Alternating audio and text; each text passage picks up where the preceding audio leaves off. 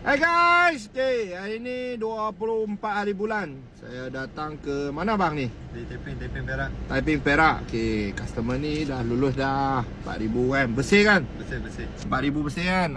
Tengok ni. Kilang dia terus datang kilang tu. So abang ni duit nak pakai untuk apa bang? Untuk raya. Untuk raya dah kan.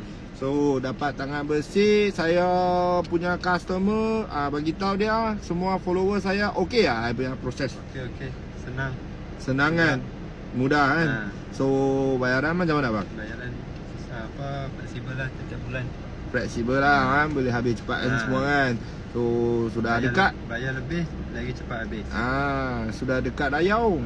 Dia punya lagi berapa masa? 8 bulan. Lagi 1 minggu saja. Oh, seminggu saja. Bukan 8 bulan, seminggu saja. Minggu depan Isnin.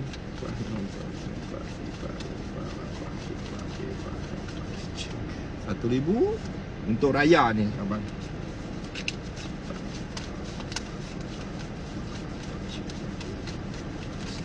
RM2,000. Bani pinjam 4K.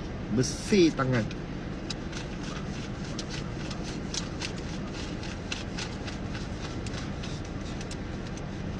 Okay, 3,000.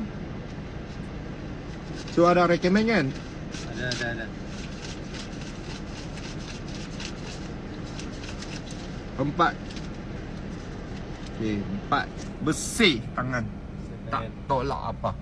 Kilang besar bang ni. Besar-besar punya kilang so korang bawa ada beg biru, cepat-cepat tekan apply. Tapi hujung bulan I jarang mau keluar sudah sebab banyak orang keluar gaji dah.